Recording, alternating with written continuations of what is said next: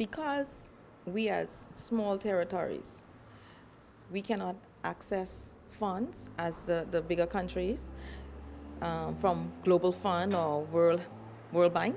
Therefore, DFID and the European Commission felt that HIV needed to be more robust and upscaled within the overseas territories, also the Dutch territories, and therefore they committed 6 million euros actually from the EU project, which is the European Commission, and that's with PAHO.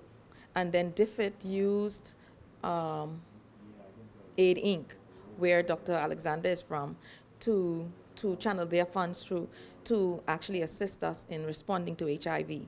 A meeting was held in the conference room of the Department of Environmental and Coastal Resources between the TCI National AIDS Program and their stakeholders, the Pan American Health Organization, and the Department for International Development to discuss the results of the analysis specifically for the Turks and Caicos Islands.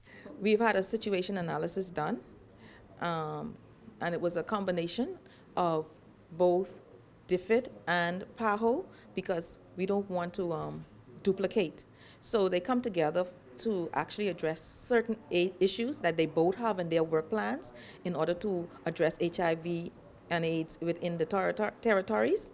So they've come together to do the situation analysis, and this is the draft that they're now presenting this week to stakeholders of the National AIDS Program. A draft of the analysis was handed out to each meeting member with information regarding HIV stats in the TCI, and presentations regarding the analysis were made by representatives of the PAHO and DFID organizations. In terms of ARV treatment, this is something I would need